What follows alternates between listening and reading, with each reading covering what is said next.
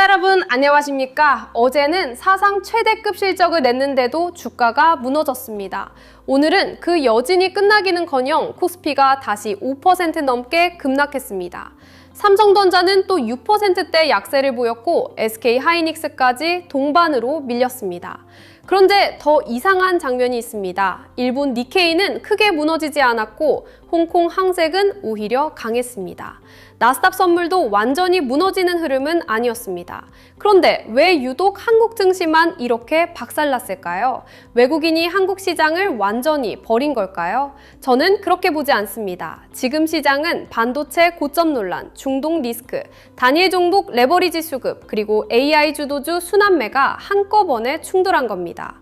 문제는 여기서부터입니다. 이 충돌을 그냥 폭락으로만 보면 개인들은 또 가장 나쁜 자리에서 물량을 빼앗깁니다. 반대로 무조건 바닥이라고 흥분해도 안 됩니다. 오늘 영상 끝까지 보셔야 합니다.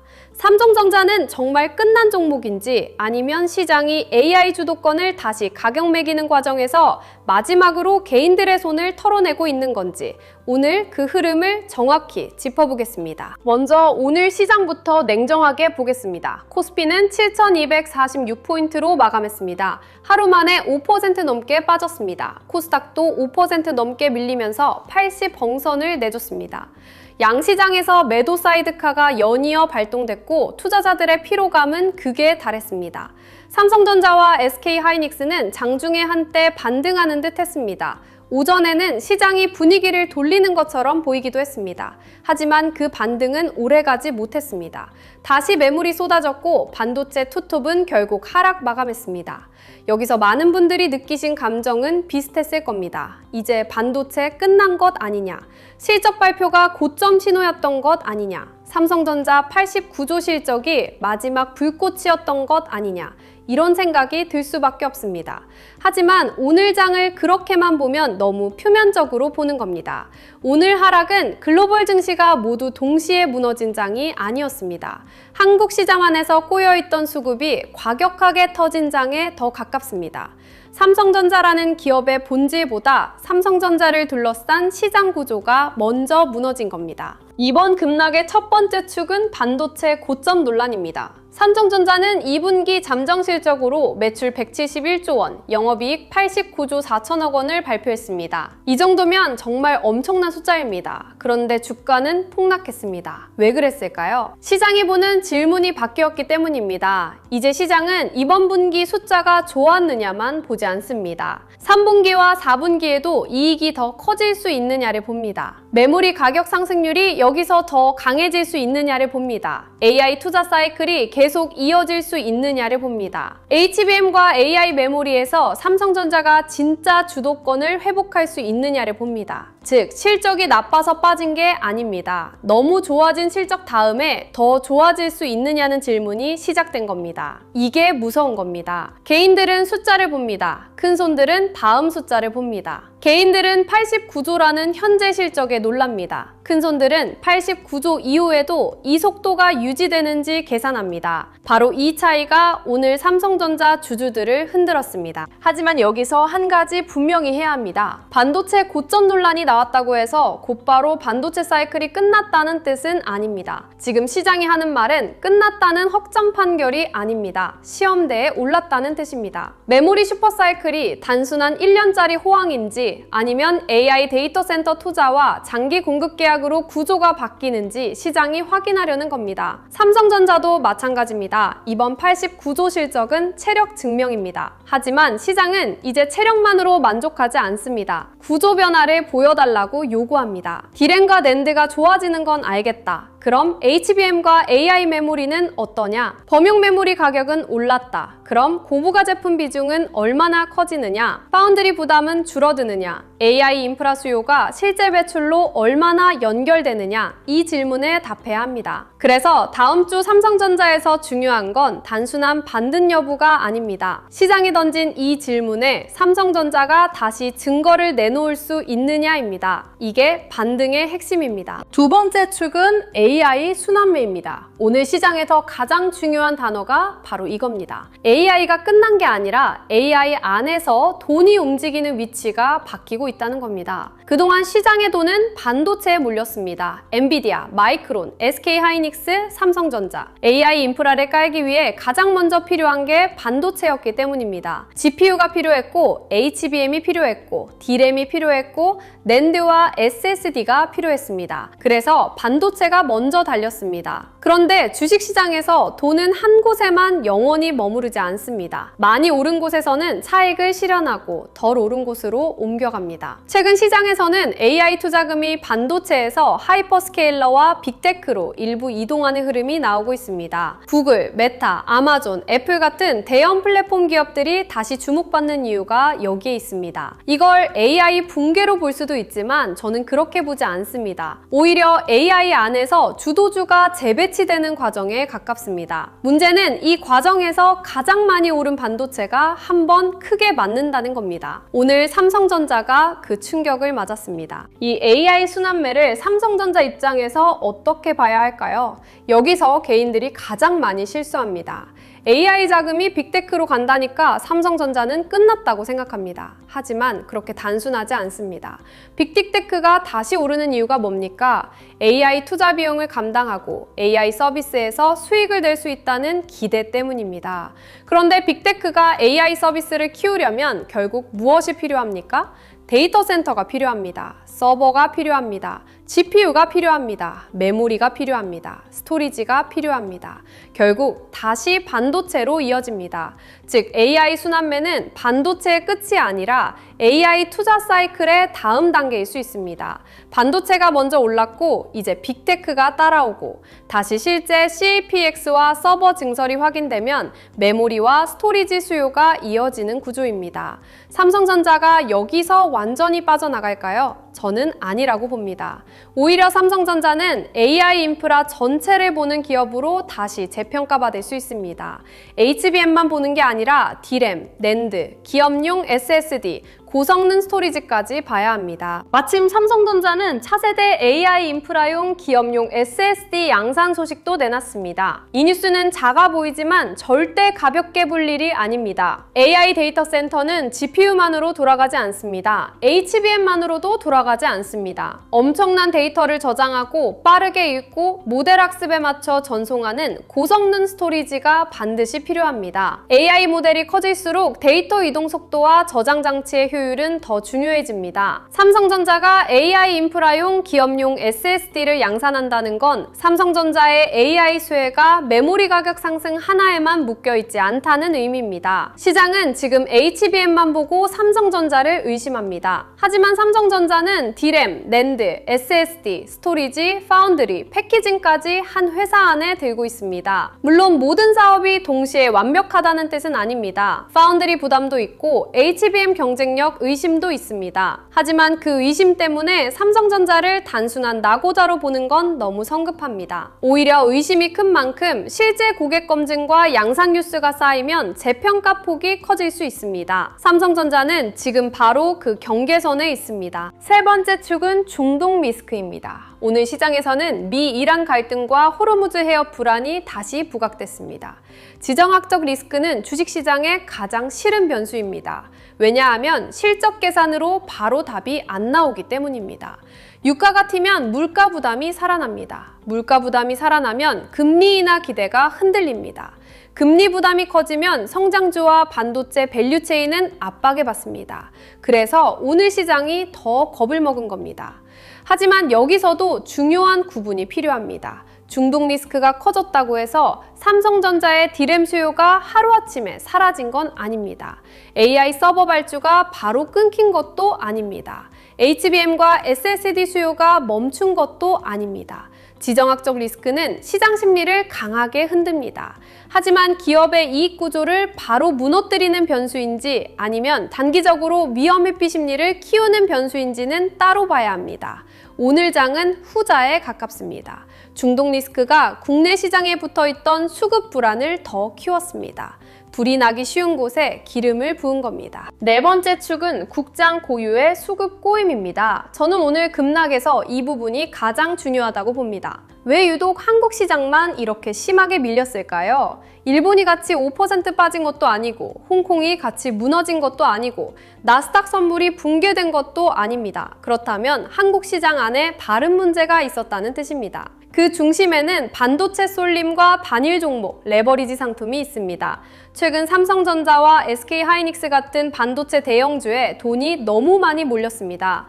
여기에 레버리지 ETF, 파생 상품, 프로그램 매매, 반대 매매, 로스컨 물량이 얽혀 있었습니다. 이런 구조에서는 올라갈 때도 과하게 오르고 빠질 때도 과하게 빠집니다. 기초자산이 흔들리면 기계적으로 팔아야 하는 물량이 나옵니다. 중요한 지지선이 깨지면 또 다른 기계적 매도가 나옵니다.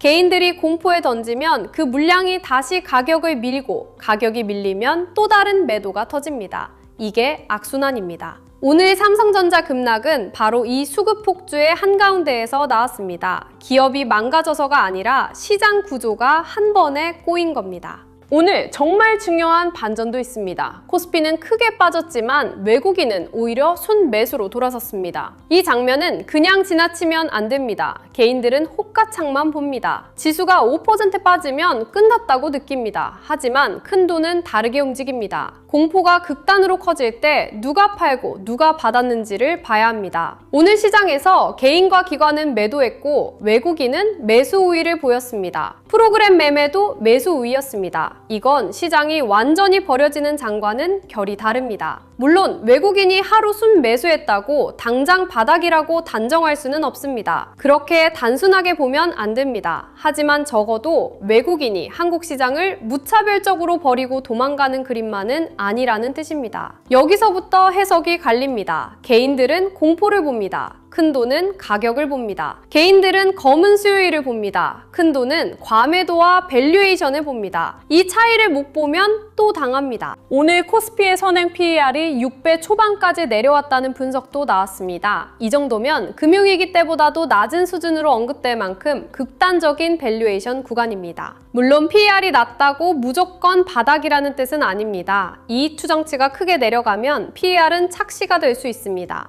하지만 지금 중요한 건 시장이 이미 상당한 공포를 가격에 반영했다는 겁니다. 코스피가 7.포인트 초반까지 밀렸고 반도체 주도주가 연속으로 급락했고 사이드카가 반복됐습니다. 이 정도면 단기적으로는 공포가 너무 많이 쌓인 구간입니다. 여기서 또 한 번 하락 쪽 슈팅이 나올 수는 있습니다. 레버리지와 파생 수급이 완전히 정리되지 않았다면 추가 변동성은 열어둬야 합니다. 하지만 무한정 밀릴 구간인지 아니면 공포가 과도하게 가격에 반영된 구간인지는 구분해야 합니다. 저는 지금을 펀더멘털 붕괴보다 과매도와 수급 폭주의 성격이 강한 구간으로 봅니다. 삼성전자 역시 마찬가지입니다. 오늘 주가 하락만 보고 기업의 방향이 완전히 꺾였다고 단정하기에는 아직 이릅니다. 그렇다면 삼성전자 주주분들이 지금 가장 먼저 봐야 할 건 뭘까요? 저는 세 가지로 압축하겠습니다. 하반기 이익 추정치, AI 인프라 수요의 지속성, 외국인 수급의 진짜 방향,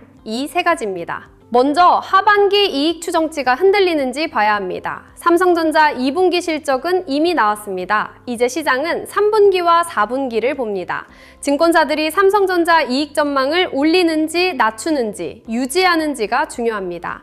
만약 하반기 전망이 계속 살아있다면 오늘 급락은 실적 피크아웃보다는 수급 조정으로 해석될 가능성이 커집니다. 반대로 전망이 내려가기 시작하면 시장은 반도체 고점 논란에 더 힘을 실을 겁니다. 그러니까 다음 주 삼성전자를 볼 때는 주가 하루 등락보다 이익 추정치 변화를 봐야 합니다. 큰 돈은 호가창보다 이익 전망을 먼저 봅니다. 그 다음은 AI 인프라 수요입니다. 지금 시장의 질문은 AI가 끝났느냐가 아닙니다. AI 투자가 어디로 이동하고 있느냐입니다.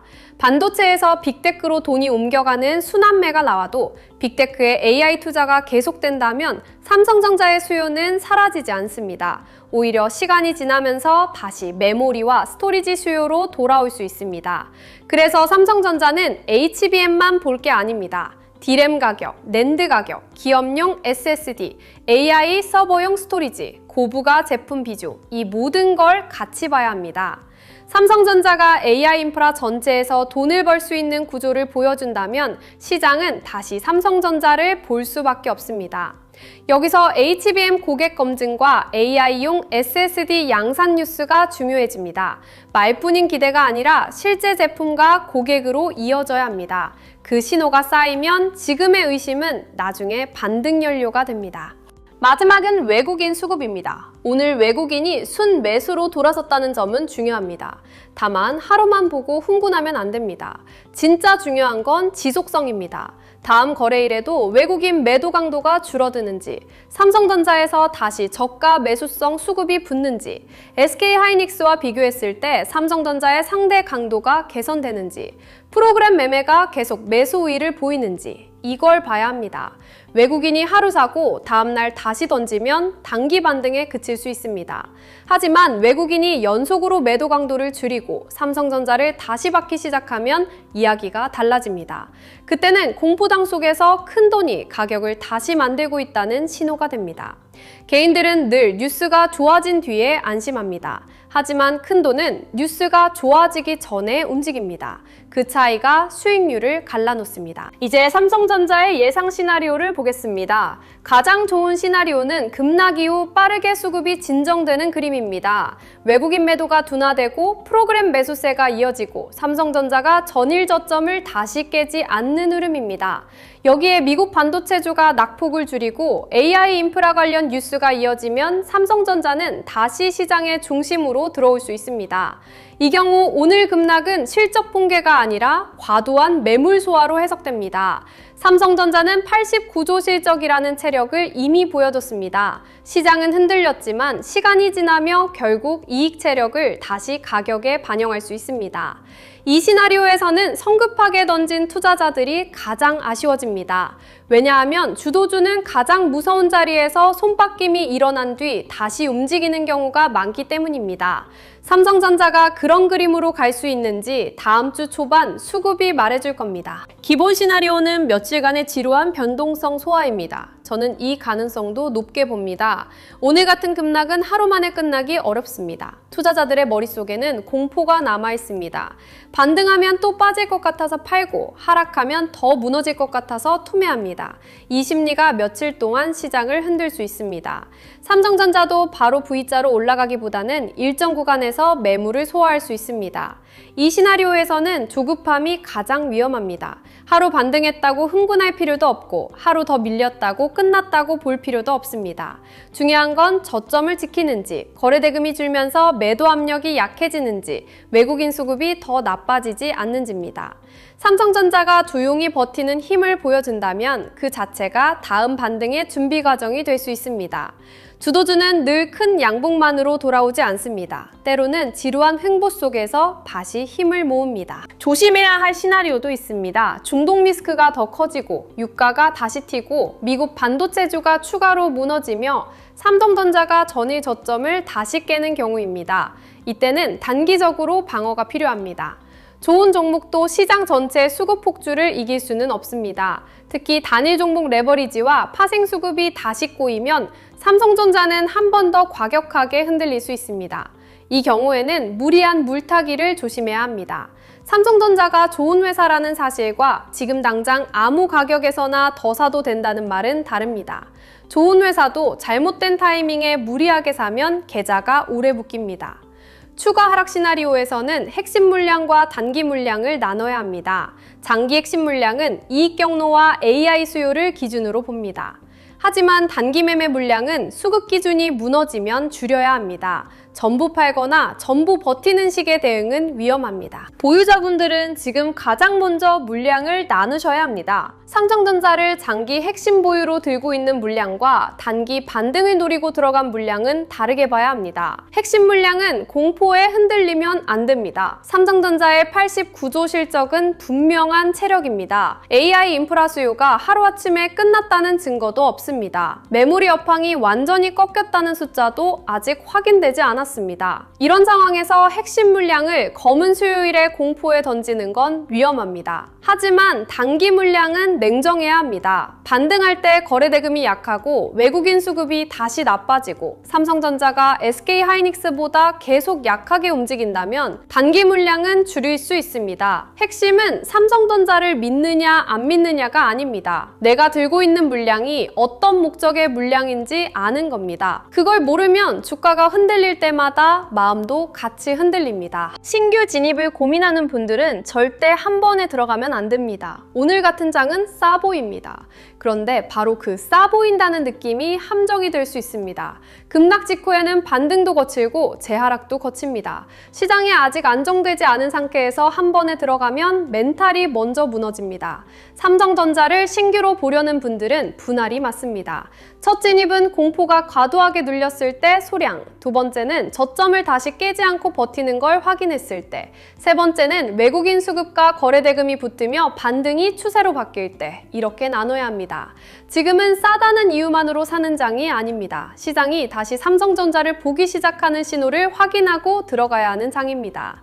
좋은 종목을 알아도 타이밍이 틀리면 수익보다 고통이 먼저 옵니다. 삼성전자는 좋은 회사입니다. 하지만 좋은 회사도 좋은 매매가 필요합니다. 고점에 물려 계신 분들은 더 냉정해야 합니다. 손실이 커지면 빨리 복구하고 싶은 마음이 생깁니다. 그래서 급락이 나오면 물타기 유혹이 강해집니다. 삼성전자는 결국 올라올 테니까 지금 더 사야 한다는 생각이 들 수 있습니다. 하지만 물타기는 기준이 있을 때만 전략입니다. 기준 없는 물타기는 계좌를 더 무겁게 만듭니다. 고점 보유자는 먼저 확인해야 합니다. 삼성전자가 저점을 지키는지, 외국인 매도 강도가 줄어드는지, 하반기 이익 추정치가 유지되는지, AI 메모리와 SSD 같은 인프라 뉴스가 실제 수급으로 연결되는지, SK하이닉스와의 상대 강도가 개선되는지, 이 신호들이 확인된 뒤에 평단을 조절해도 늦지 않습니다. 손실을 빨리 지우려는 마음보다 계좌가 다시 살아날 구조를 만드는 게 먼저입니다. 삼성전자는 다시 볼 수 있는 종목입니다. 하지만 조급함으로 접근하면 좋은 종목도 나쁜 매매가 됩니다. 오늘 시장을 보고 반드시 기억해야 할 문장이 있습니다. AI가 끝난 게 아닙니다.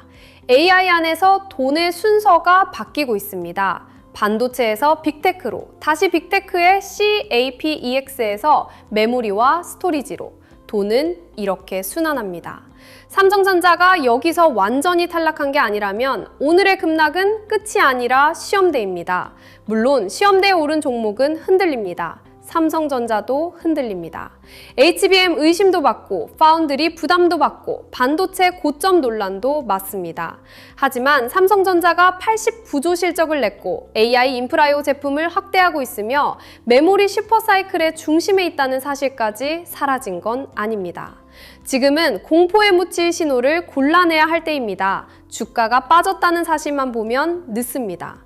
왜 빠졌는지, 누가 팔고 누가 받았는지, 이익 전망이 정말 꺾였는지, AI 수요가 실제로 사라졌는지 이걸 봐야 합니다. 앞으로 삼성전자에서 가장 중요한 체크포인트는 분명합니다. 하반기 이익 추정치가 유지되는지, AI 메모리와 SSD, 고부가 제품 뉴스가 실제 매출 기대와 연결되는지, 외국인 순매수가 단발로 끝나는지 지속되는지, SK하이닉스와의 상대 강도가 개선되는지, 미국 빅테크와 반도체 흐름이 동시에 안정되는지 이 5가지입니다. 이 5가지가 살아나면 삼성전자는 다시 시장의 중심으로 돌아올 수 있습니다. 반대로 이 5가지가 계속 꼬이면 아무리 좋은 실적을 냈어도 단기적으로는 시간이 더 필요합니다. 그래서 지금은 감정으로 대응하면 안 됩니다. 공포에 던지는 것도 위험하고 분노로 물타기 하는 것도 위험합니다. 시장이 어떤 신호를 인정하는지 봐야 합니다. 좋은 종목을 몰라서 손실 보는 경우는 많지 않습니다. 대부분은 시장이 다시 보기 시작하는 신호를 묻혀서 늦습니다. 그래서 영상 아래 더보기란에 주도주, 알림센터 신청 페이지를 열어두었습니다. 지금 같은 장에서는 뉴스 제목만 보고 대응하면 계속 흔들립니다. 오늘은 반도체 고점 논란이라고 하고, 내일은 AI 순환매라고 하고, 다음날은 외국인 저가 매수라고 합니다. 개인이 이걸 혼자 다 구분하기는 쉽지 않습니다. 삼성전자와 하이닉스의 상대 강도, 외국인과 기관의 실시간 수급, 미국 반도체 야간 흐름, AI 빅테크와 메모리 사이클의 순환매, 다음에 단일 종목 레버리지와 파생 수급이 진정되는지 이걸 같이 봐야 합니다. 주도주 알림센터에서는 단순히 뉴스를 빠르게 전달하는 게 아니라 시장이 실제로 어디를 다시 보기 시작하는지, 삼성전자와 반도체 주도주의 수급 신호가 어디서 바뀌는지 같이 체크해드립니다. 사칭 채널과 가짜 링크가 많으니 반드시 영상 아래 더보기란의 신청 페이지를 통해서만 확인하시길 바랍니다. 그리고 영상 아래 더보기란에서 무료 배포 중인 전자책 코스피 800의 시대 자료도 함께 확인해 보시면 좋겠습니다. 지금 시장은 우리가 예전에 알던 코스피가 아닙니다. 하루는 사상 최고 실적에도 삼성전자가 무너지고 다음 날은 코스피가 5% 넘게 빠집니다. 사이드카와 서킷 브레이커가 더 이상 먼 나라 이야기가 아닙니다. 이런 장에서는 싸다고 무작정 사는 것도 위험하고 무섭다고 던지는 것도 위험합니다. 삼성전자는 지금 공포와 기회가 가장 거칠게 부딪히는 자리 위에 있습니다. 89조 실적은 분명한 체력입니다.